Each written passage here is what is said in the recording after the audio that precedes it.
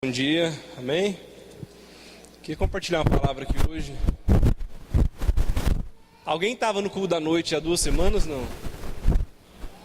Acho que só a Rosilene, né, Rosilene? Rosilene vai ouvir uma palavra repetida, mas queria te convidar para você abrir a Bíblia lá em 1 Samuel.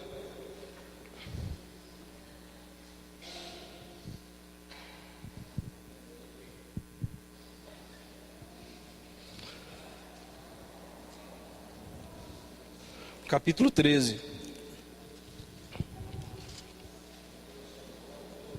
1 Samuel no capítulo 13.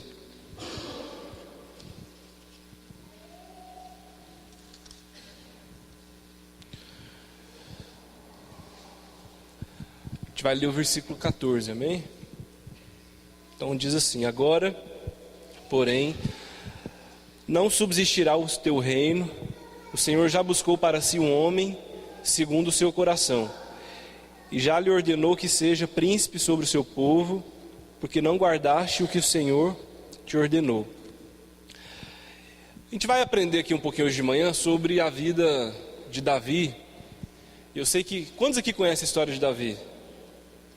Eu creio que sim, dos homens, né, do Velho Testamento, é uma história muito conhecida, mas nessa manhã a gente não vai só compartilhar a respeito da vida de Davi, mas eu queria na verdade meditar a respeito de uma característica de Davi, que eu acho que pode e deve nos ensinar muito aqui hoje, nessa manhã, e que a gente deveria assumir essa postura de Davi, porque a gente leu aqui agora em 1 Samuel, no capítulo 13, que quando Deus separou a vida de Davi, Deus, desde o princípio, tratava Davi como um homem segundo o seu coração, amém?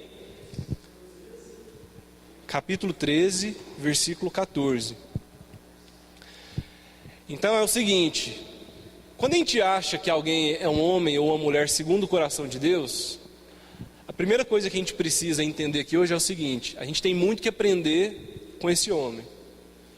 Porque se Deus um dia separou ele e já nomeou ele como um homem segundo o seu coração, então eu acredito e tenho a convicção de que a gente deve aprender com esse homem nas suas características, nas suas fraquezas até, nos seus erros, nos seus acertos.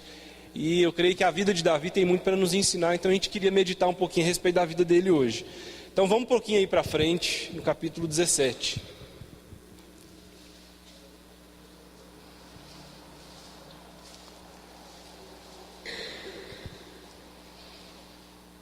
E aí, como um dever de casa, a gente vai combinar da gente ler depois aí esses capítulos aí, o 15, o 16, o 17, o 18, para a gente entender um pouquinho mais. Não dá para a gente ler tudo aqui, então fica como um dever de casa aí para vocês ler esses capítulos aí que a gente está meditando aqui hoje. Mas o que a Bíblia fala é o seguinte: Davi era um homem comum. A Bíblia fala que Davi era um pastor de ovelhas. Então, quando Davi foi lá apresentado ao profeta Samuel, Samuel foi lá na fazenda, né, dos pais de Davi, e Davi estava nesse momento pastoreando as ovelhas. Então Davi era um homem simples, era um pastor de ovelhas. Ele veio de uma família comum, ele não veio de uma família de um grande nome, de um rei, mas ele veio de uma família simples, uma família comum, era um homem trabalhador. A Bíblia fala que ele vivia num povoado pequeno, num lugar pequeno, também sem grandeza, sem um grande nome. Mas a Bíblia fala que Davi era um homem sincero. Davi, ele era músico, então ele era um adorador diante de Deus. E à medida que a gente vai lendo agora a respeito de Davi, eu queria que você se atentasse para aquilo que era a postura de Davi. E aí você vai entender um pouco por que Davi é esse homem segundo o coração de Deus. E é para a gente entender isso, que às vezes a gente acha que Deus não fala com a gente, ou que Deus não vai usar a nossa vida, como se nós não fôssemos pessoas especiais. Ou porque a gente não veio de uma família X, ou veio de uma família Y, ou porque a gente não é pessoas de grandes riquezas. E o interessante é que Davi separou um homem segundo o seu coração, um homem muito simples, um homem sincero, um homem que estava lá pastoreando as suas ovelhas, um homem que estava lá numa família, num contexto simples, numa cidade pequena, mas um homem que foi instrumento de Deus. Por que eu estou dizendo isso? Porque todos nós hoje temos o privilégio de ser homens, mulheres, segundo o coração de Deus. Independente de onde nós estamos, de onde a gente veio, de onde a gente está agora, de qual seja a nossa cidade, de qual seja a nossa família, mas na verdade todos nós temos o privilégio de sermos homens e mulheres segundo o coração de Deus. A gente só precisa se posicionar como Davi fez e cooperar para que Deus cumpra, né, em nós o seu propósito, a sua palavra. Então aí no capítulo 17 a gente vai ler o versículo 26. Então capítulo 17, versículo 26. E aí para a gente entender de novo, esse capítulo fala de um momento aí do povo, que eles estavam enfrentando, lá o povo de Davi, estavam enfrentando o povo dos filisteus. Então eles estavam em uma guerra mesmo, em uma batalha. E aí um dos momentos que a gente vai ler aqui agora é quando o povo lá estava enfrentando o povo de Filisteu, e se levantou como representante dos filisteus um gigante, um homem forte, um homem grande, e que começou a amedrontar aquele povo, que era Golias. E aí pensa então duas nações, dois povos em guerra, em uma batalha, e de um lado você já tem um representante, alguém que impõe respeito, alguém que impõe medo, que era Golias, um gigante. E aí o povo estava lá em pânico, porque eles estavam, né, a saber quem é que daria conta e quem é que seria o homem corajoso a ponto de enfrentar aquele gigante naquela batalha. Então esse é o contexto que a gente vai ler aqui agora para você entender um pouquinho daquilo que a gente vai ver, amém? Então o versículo 26 fala assim: Perguntou Davi aos homens que estavam perto dele: Que farão ao homem que matar este filisteu e tirar afronta sobre Israel? Quem é esse incircunciso filisteu para afrontar os exércitos do Deus vivo? O povo lhe repetiu aquela palavra dizendo: Assim se fará o homem que o matar. Ouvindo Eliabe, seu irmão mais velho, falar àqueles homens, acendeu-se a sua ira contra Davi e disse: Por que descestes aqui e com quem deixastes aquelas poucas ovelhas no deserto? Bem conheço a tua presunção e a maldade do teu coração, descestes para ver a peleja. Disse Davi: Que fiz eu agora? Não posso nem fazer uma pergunta? Então se desviou dele para o outro e falou a mesma coisa, e o povo lhe tornou a responder como antes. Ouvidas as palavras que Davi falara, anunciaram-nas a Saul, que mandou chamá-lo. Disse Davi a Saul: Não desfaleça o coração de ninguém por causa desse filisteu. O teu servo irá e pelejará contra ele. Respondeu Saul: Contra esse filisteu não poderás ir para pelejar com ele. Tu ainda és moço e ele é homem de guerra desde a sua mocidade. Porém Davi disse a Saul: Teu servo apacenta as ovelhas de seu pai. Sempre que via um leão ou um urso e tomavam um cordeiro do rebanho, eu saía após ele e o matava, arrancava o cordeiro da sua boca, guardava-o pela barba e o feria e matava. O teu servo matava, assim como o leão, como o urso.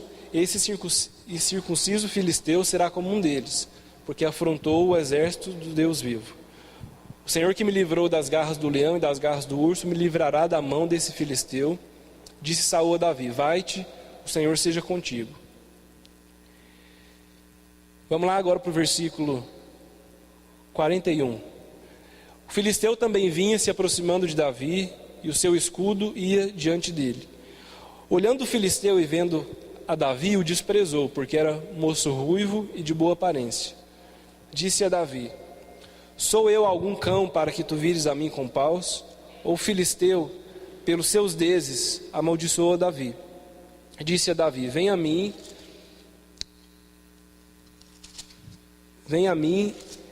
e darei a tua carne às aves do céu e às bestas do campo. Disse Davi ao filisteu: Tu vens a mim com espada, com lança e com escudo, mas eu venho a ti em nome do Senhor dos exércitos, o Deus dos exércitos de Israel, a quem tens afrontado. Hoje mesmo o Senhor te entregará a minha mão e te ferirei. Te tirarei a tua cabeça, os cadáveres do arraial dos filisteus darei hoje mesmo às aves dos céus e às bestas da terra, e toda a terra saberá que há Deus em Israel. Saberá toda essa congregação que o Senhor salva, não com espada nem com lança, pois do Senhor é a guerra, e Ele vos entregará nas vossas mãos. Então deu para a gente entender um pouquinho o que estava acontecendo lá. Então a gente tinha um povo de Israel lutando contra os filisteus, havia um gigante diante deles, e de repente se levanta Davi, um homem ruivo, pequeno, mas corajoso, convicto, e que de repente vai lá para o rei Saul e se dispõe a enfrentar aquele gigante. E vocês perceberam que a própria família de Davi chega para ele e fala o seguinte: o que você está fazendo aqui? O que você saiu de lá onde você estava trabalhando, cuidando das ovelhas, e vem aqui só para ver a gente perder a guerra, só para ver a peleja? E Davi não, havia uma convicção no coração de Davi daquilo que era o papel e o caráter dele. E aí eu queria compartilhar hoje, nessa manhã, primeiro a respeito da fé de Davi, e que a gente aprenda com isso. E segundo, que eu queria meditar nessa manhã, é a respeito do ânimo de Davi. Porque a gente sabe que hoje em dia, a gente tem enfrentado na nossa vida, nos nossos dias, um certo desânimo. Às vezes na nossa casa, às vezes até no nosso ministério, às vezes na igreja, às vezes com os nossos filhos. E as pessoas cada vez mais estão se tornando pessoas muito desanimadas. E às vezes, quando a gente enfrenta algo na nossa vida de dificuldade, de um desafio, às vezes a gente responde muito mais com desânimo, com apatia, desfalecendo a nossa energia, a nossa esperança, a nossa convicção, do que realmente a gente se levanta com fé, com ousadia, com coragem, para destruir, para vencer os gigantes que se levantam na nossa vida. Se a gente fosse fechar os nossos olhos aqui, e se eu fosse pedir para você hoje aqui, pensar nos gigantes da sua vida, cada um pensaria alguma coisa. Eu tenho certeza que todos nós, a gente tem algo para apresentar aqui hoje, que são o nosso desafio, a nossa dificuldade, o nosso problema, que às vezes tem até sido algo gigante na nossa vida. Então o gigante só muda de nome. Lá no contexto de Davi, esse gigante chamava Golias. Às vezes hoje o nosso gigante chama-se problema financeiro. Às vezes o nosso gigante hoje chama-se problema com o nosso filho.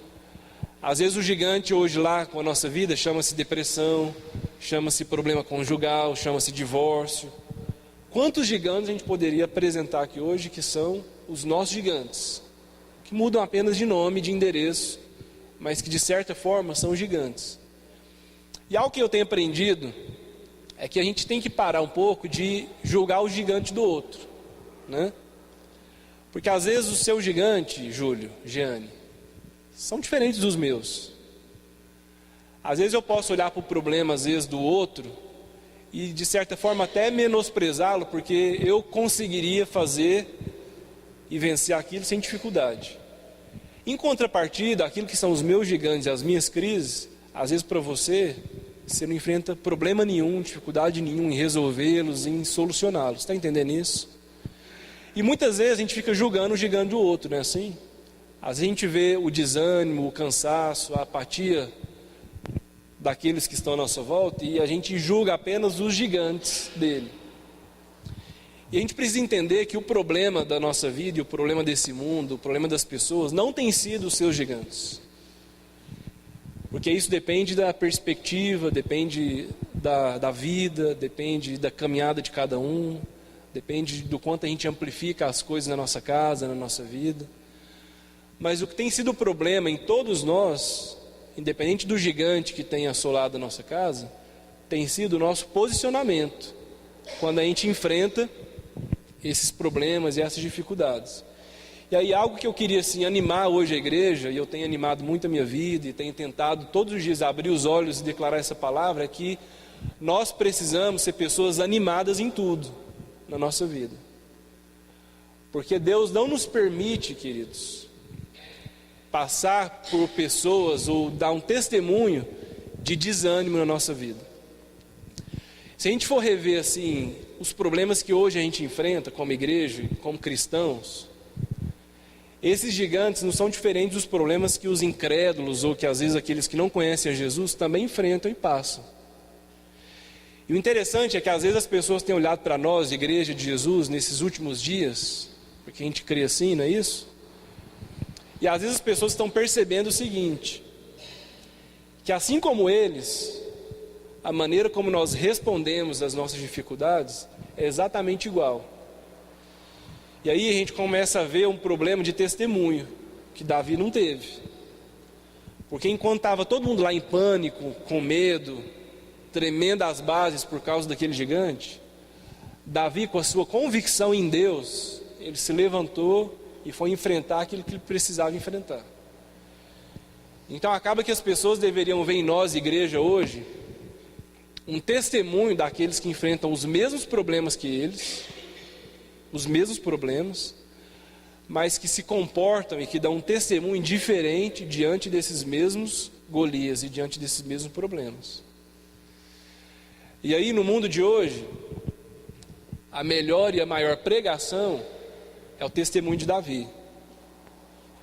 Porque se as pessoas olhassem para nós todos os dias e elas nos vissem enfrentando os nossos problemas e dificuldades como Davi, as pessoas estariam se convertendo muito mais. Ao invés de olhar para nós e ver que quando nós enfrentamos os nossos gigantes, a gente se comporta às vezes lá como o povo de Israel, como os irmãos de Davi, que estavam lá perdidos, sem saber como é que eles iriam enfrentar aquilo, com medo, temendo, angustiados diante daquele momento. Amém?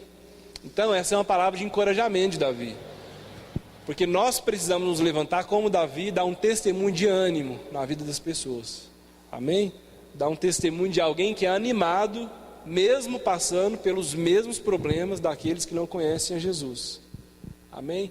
Jesus nunca nos prometeu, querido, que a gente não teria mais gigante na nossa vida, ou que a gente não teria mais momentos de dificuldade na nossa vida. Pelo contrário. Mas Ele nos diz o seguinte: tem de bom ânimo. E é esse ânimo que havia na vida de Davi que a gente precisa buscar, porque o próprio Jesus diz: tem de bom ânimo. Porque se houver desânimo em nós, a gente não vai conseguir vencer o mundo e vencer as nossas dificuldades. Amém? Então, vamos lá no versículo 32.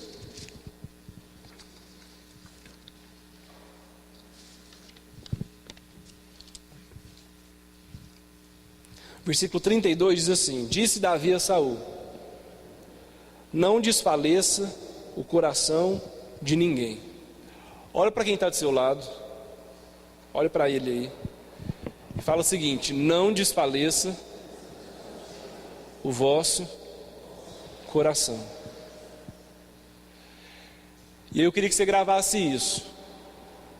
A partir de hoje, todas as vezes que houver algo na sua vida para se resolver, a primeira coisa que você vai declarar sobre a sua vida, ou sobre aqueles que estão à sua volta, é: não desfaleça o vosso coração.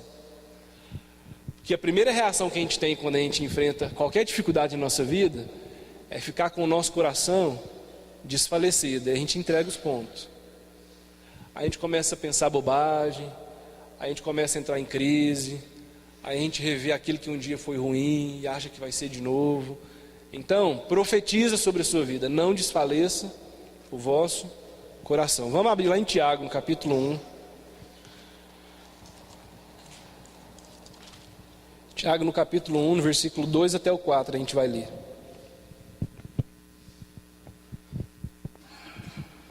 Diz assim: meus irmãos,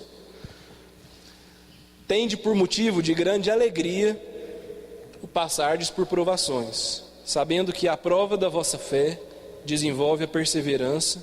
Ora, a perseverança deve terminar a sua obra, para que sejais maduros e completos, não tendo falta de coisa alguma. Eu creio que Davi foi um homem muito maduro, muito experimentado.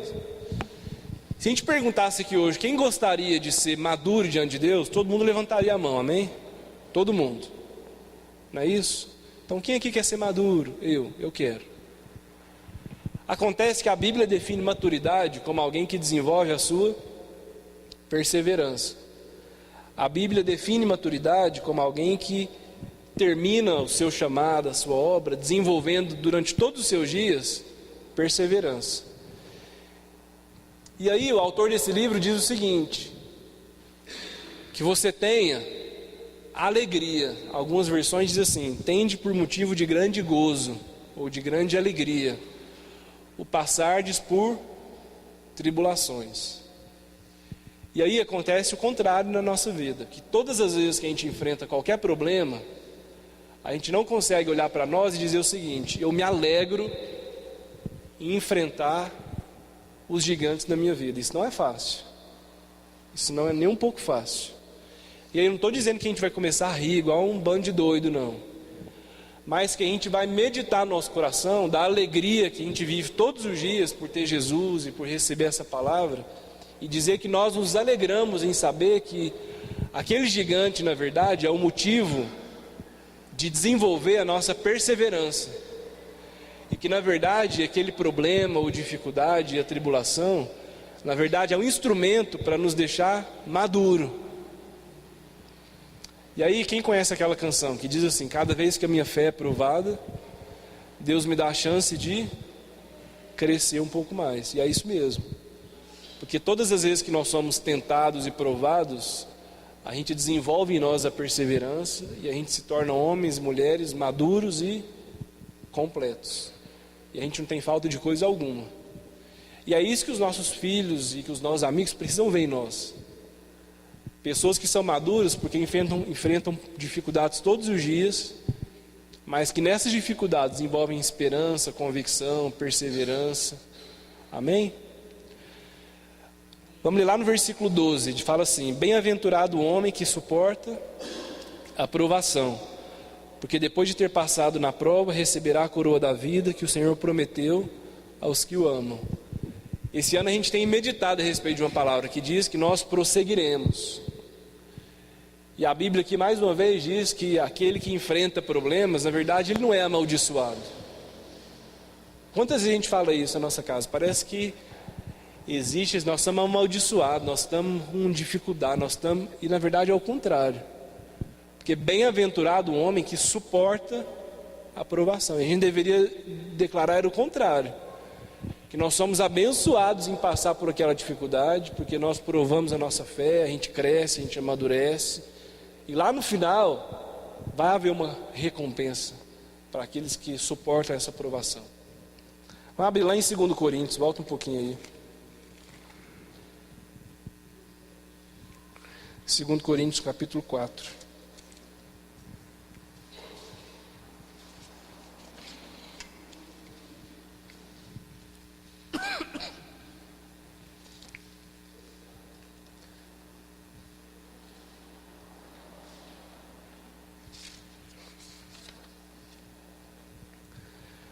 Segundo Coríntios 4, a gente vai ler do 8, versículo 8 até o 13. Então fala assim: em tudo somos atribulados, mas não angustiados, perplexos, mas não desanimados, perseguidos, mas não desamparados, abatidos, mas não destruídos, levando sempre por toda parte o morrer do Senhor Jesus no nosso corpo, para que a vida de Jesus se manifeste também em nossos corações. E assim nós que vivemos estamos sempre entregues à morte por amor de Jesus, para que a vida de Jesus se manifeste também em nossa carne mortal, de maneira que em nós opera a morte, mas em nós a vida. E temos, portanto, o mesmo espírito da fé, como está escrito: criei, por isso falei, também nós cremos, por isso falamos. Esse texto eu acho ele muito bonito, que ele diz o seguinte: em tudo nós somos atribulados. Então, o problema não é enfrentar a tribulação, porque a Bíblia diz que em tudo, em todo tempo, é isso mesmo, a gente é atribulado. Mas aí a Bíblia diz: mas não, lê aí, versículo 8, mas não angustiado. O problema não é a tribulação, o problema é a angústia. Então, viver dias atribulados, isso é bíblico, viu? Está aqui escrito. O problema é que a gente não pode, nessa tribulação, assumir uma postura de angústia, porque o pecado nosso está quando nós angustiamos o nosso coração. E aí diz mais: perplexos. E às vezes é isso mesmo, a gente fica perplexo com aquilo que acontece, perplexo com o mundo, perplexo com a nossa situação, perplexo com aquilo que a gente passou, perplexo com aquilo que a gente está enfrentando.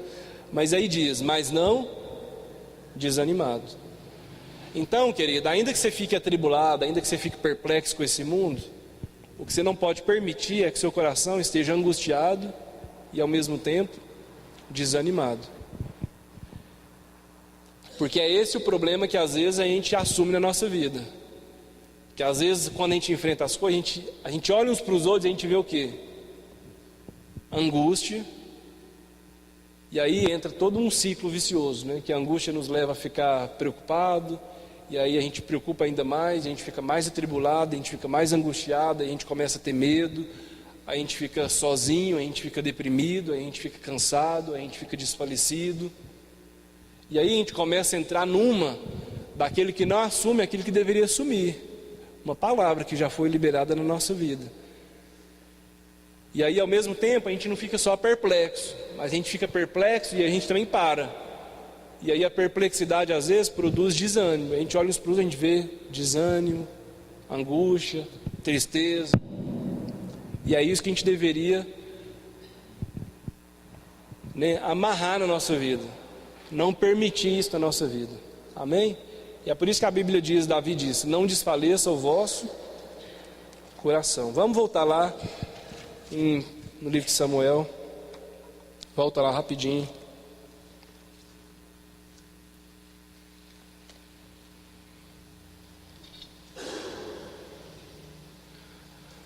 Versículo 46, a gente vai ler.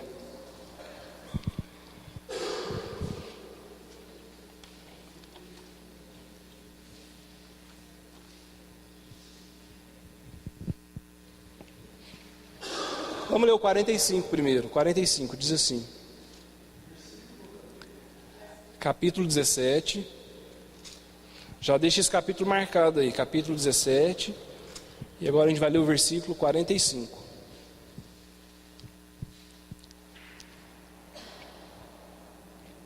Então Davi diz o seguinte: tu vens a mim com espada, com lança e com escudo, mas eu venho a ti em nome do Senhor dos exércitos, o Deus dos exércitos de Israel, a quem tens afrontado.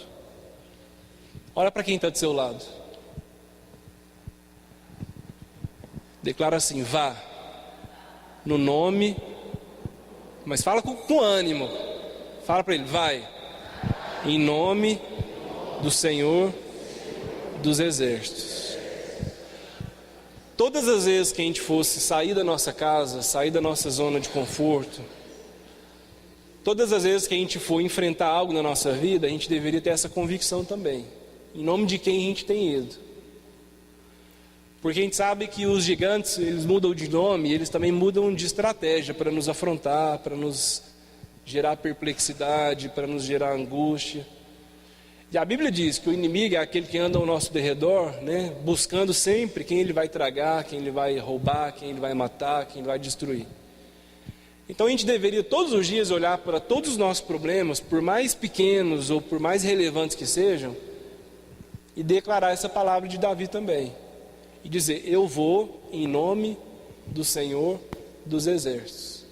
Então quando a gente fosse resolver lá um pepino na nossa casa, a gente deveria levantar a cabeça e ir segundo essa palavra. Então eu vou resolver, mas eu vou resolver segundo essa palavra que me foi confiada. Então, vai, no nome do Senhor dos exércitos. E Davi fala, né? Você vem com espada, você vem com pau, você vem sei lá com o quê. Mas a minha convicção é essa, né? A minha palavra, a minha arma é essa. Amém?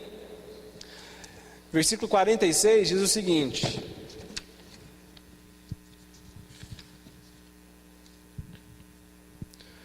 hoje mesmo o Senhor te entregará na minha mão, e te ferirei e tirarei a sua cabeça. Olha para quem está do seu lado de novo. E diz assim: hoje mesmo o Senhor te entregará na minha mão. Você não está falando isso para a pessoa não, viu? Você está só animando ela a falar isso. Você está falando isso para o seu gigante. Mas você está falando uns para os outros, é para gerar fé, viu? Para você abrir a boca e gerar fé no seu coração. Mas um terceiro ponto que eu queria meditar aqui Então o primeiro foi, não desfaleça o vosso coração, amém? O segundo ponto é no nome de quem que a gente vai, então eu vou no nome do Senhor dos Exércitos. E o terceiro ponto é a fé que Davi teve, o seguinte: Davi não tinha dúvida da vitória que ele obteria diante daquele homem. Então Davi declara, hoje mesmo eu vou te ter aqui nas minhas mãos.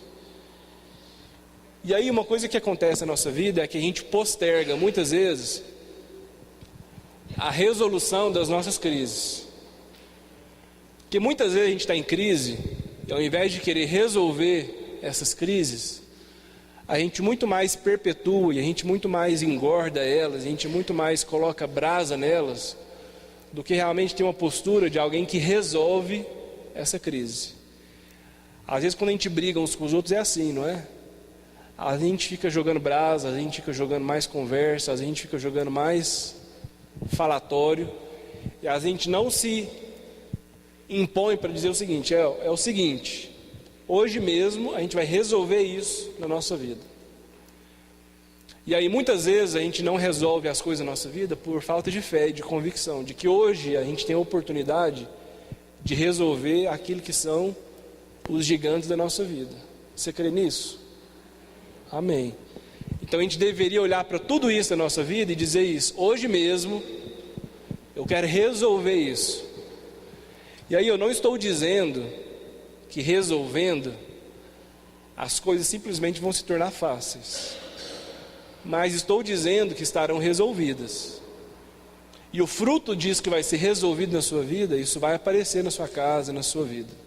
Mas a primeira coisa que a gente precisa fazer na nossa casa, na nossa vida, no nosso desafio, é resolver os nossos gigantes e as nossas crises. Então, o terceiro ponto que eu quero te animar, segundo o testemunho de Davi, é o seguinte: olhe para tudo que você está passando hoje. Pensa em todas as crises que você possa enfrentar hoje e declara para elas, ainda hoje o Senhor vai me entregar nas minhas mãos tudo isso, e resolve isso na sua vida. Começa a declarar no seu coração que isso já está resolvido, porque você vai colher o fruto disso. Amém? Vamos voltar lá em 2 Coríntios. Deixa marcado aí 1 Samuel, que a gente vai voltar mais uma vez.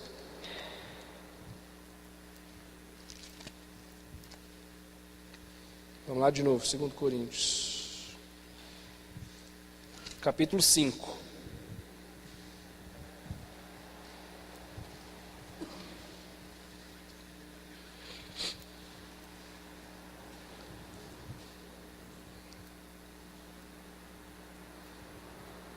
No versículo 7.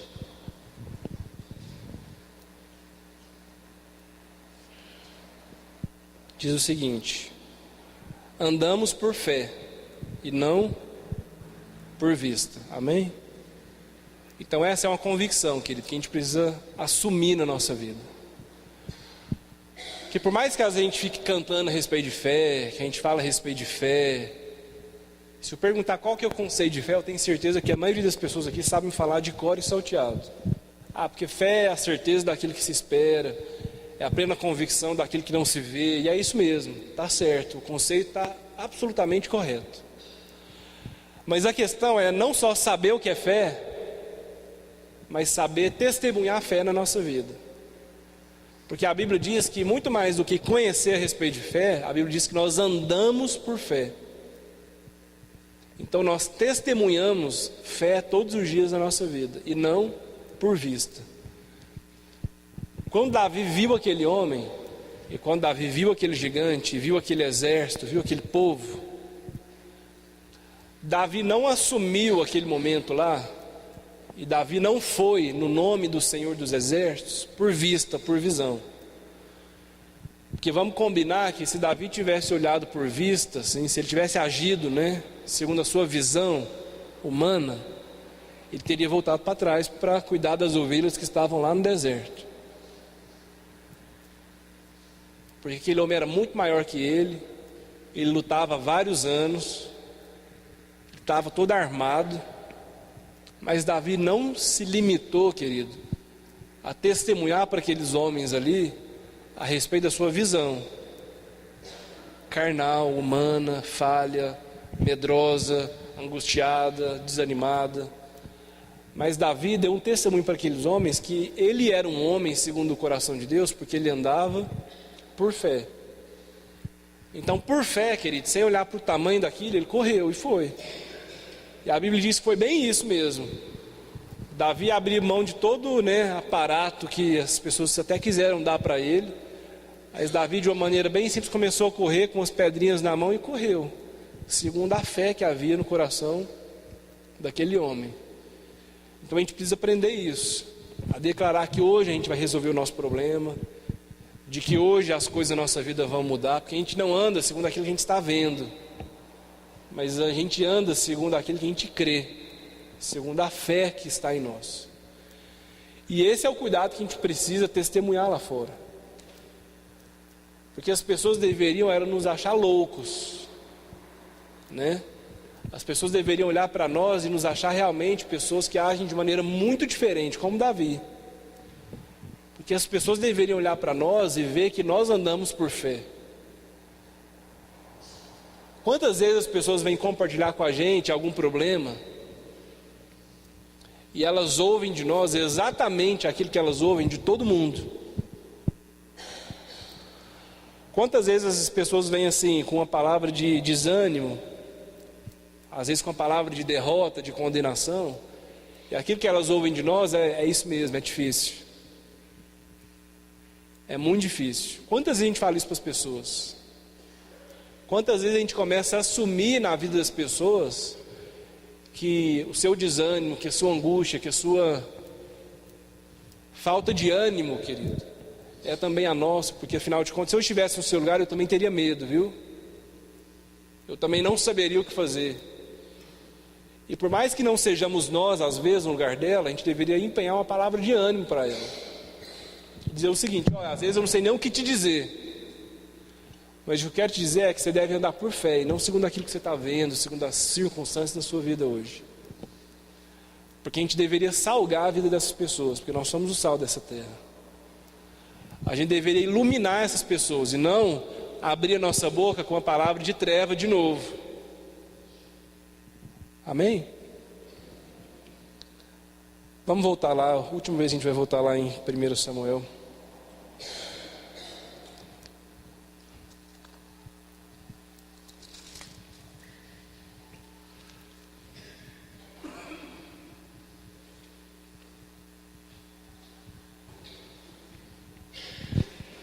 Versículo 47. Fala assim: saberá toda essa congregação que o Senhor salva, não com espada nem com lança, pois o Senhor é a guerra, e Ele vos entregará nas vossas mãos. Olha para quem está do seu lado de novo. E diz assim: saberá toda essa congregação que o Senhor salva. E aí, querido, congregação, entenda você como a nossa igreja, ou entenda você também com um grupo de amigos que você convive, com a sua família, com seus parentes. Entenda como a sua casa, entenda a sua congregação, às vezes, com o lugar lá onde você trabalha, as pessoas que convivem com você todos os dias, porque esses são os lugares onde Deus tem plantado você. E olha que tremendo isso, porque Davi olha para essa congregação, para o povo que ele está lá, convivendo, e ele diz o seguinte: saberá toda essa congregação que o Senhor salva. Então esse é o nosso testemunho, de olhar para a nossa família, de olhar para os nossos amigos, de olhar para os nossos parentes, de olhar para todas as pessoas que convivem com a gente, e dizer isso: você vai saber que o Senhor salva. E às vezes de liberar uma palavra de desânimo, de falar uma palavra que não vai acrescentar em absolutamente nada na vida da pessoa, mas assim como Davi declara isso, você vai entender que Deus salva. E aí esse é o testemunho que a gente precisa dar. As pessoas precisam saber, querido, mesmo quando enfrentamos gigantes, que Deus salva. Ou quando você estiver lá à frente disso, quando as pessoas forem na sua casa, às vezes para te ajudar num momento de dificuldade, que você abre sua boca, você também, para dizer isso. A gente vai saber que Deus salva. Amém? Porque esse é o testemunho que a gente quer dar e que a gente precisa dar. Vamos lá em Colossenses, no capítulo 3.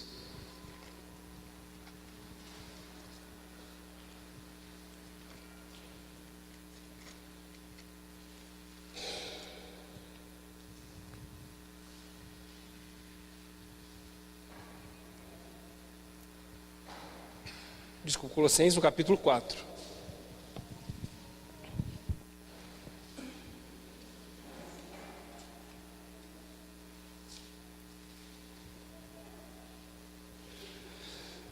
Todo mundo abriu? Eu queria que você meditasse muito a respeito desse texto aí.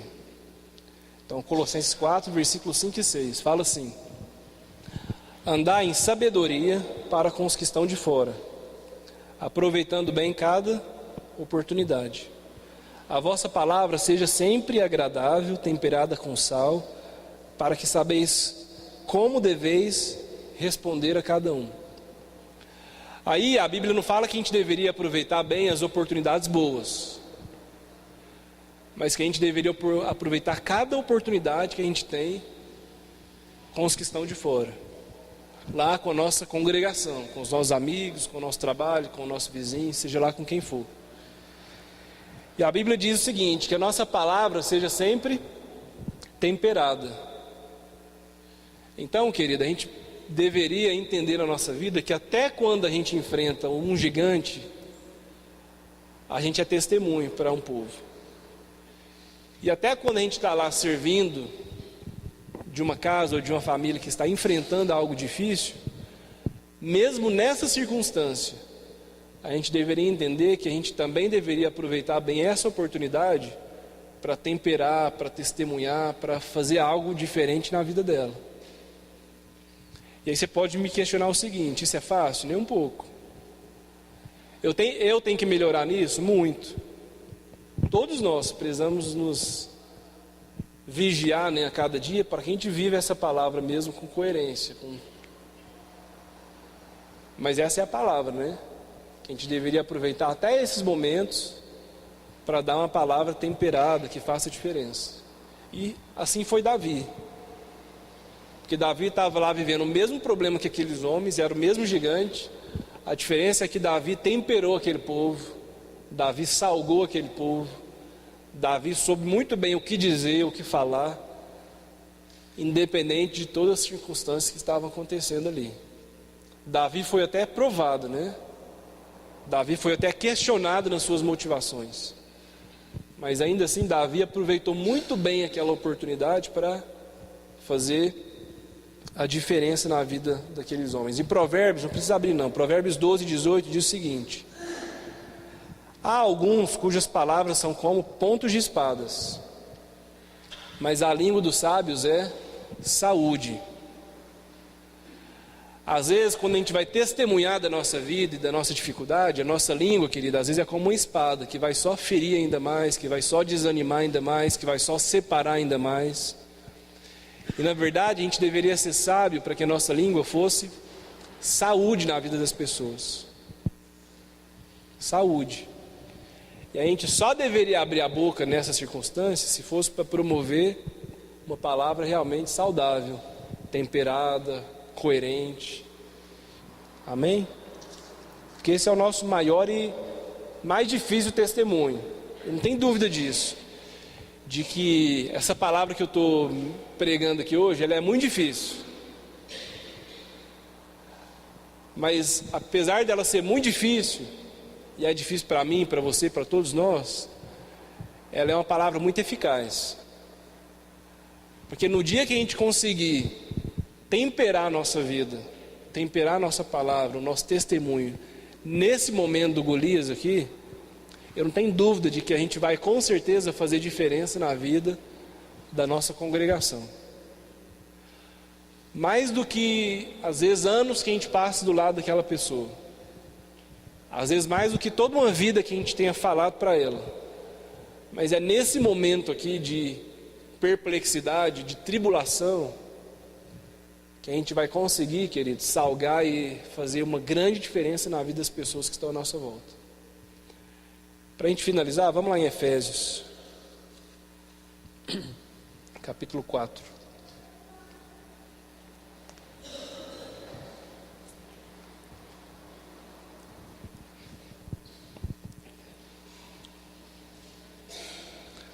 Efésios 4, versículo 29.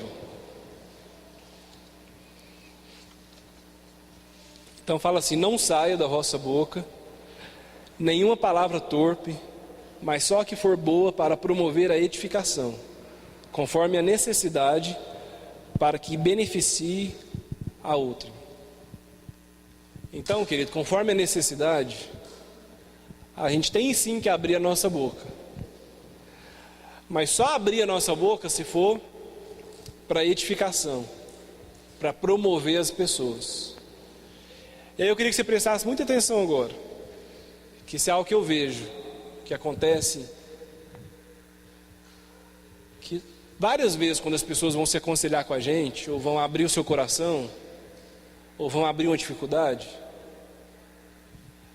a gente deveria nesse momento, querido, primeiro, fechar a nossa boca e buscar de Deus se aquilo que a gente vai falar realmente vai produzir algo bom na vida dela. Então pensa lá na sua casa, os momentos que você discute, ou os momentos que vocês estão tendo um problema e que vocês estão discutindo a respeito daquele problema. Ou pensa quando alguém que está com um problema com o filho, com o marido, vem falar com você. Nesse momento, querido, medite antes de falar qualquer coisa, se aquilo que você vai falar vai produzir algo bom para aquela pessoa. Se não for, um conselho: fique calado. Porque é melhor a gente ficar calado do que a gente abrir a nossa boca muitas vezes para só aguçar aquilo que já está ruim, aquilo que já está difícil. Então eu falo muito essa frase na minha casa: a gente só vai abrir a boca um para o outro se for para abençoar ou se for para promover. Porque às vezes quando a gente discute, às vezes quando a gente está enfrentando qualquer coisa, a gente abre muita boca para falar o que não presta, o que não agrega, o que só vai ferir mais, o que só vai machucar mais. Então é melhor a gente ficar calado, se não for para a gente abrir a boca naquele momento para fazer diferença. Então quando alguém estiver te contando algo muito triste, quando alguém estiver falando algo muito difícil, não abra sua boca para falar assim: ah, é isso mesmo, ah, é difícil, ah, é complicado, né? Porque a gente fala isso para elas. Então nesse momento, querido, medite 2 segundos. E aí se você perceber que aquilo vai ajudar, então abra sua boca e fale algo bom. Ou então permaneça como você está e busque lá na sua casa depois algo bom para você falar para aquela pessoa. Que às vezes uma palavra de derrota, às vezes uma palavra de desânimo, às vezes uma palavra de condenação, você fala uma palavra de ânimo, de vitória. Amém?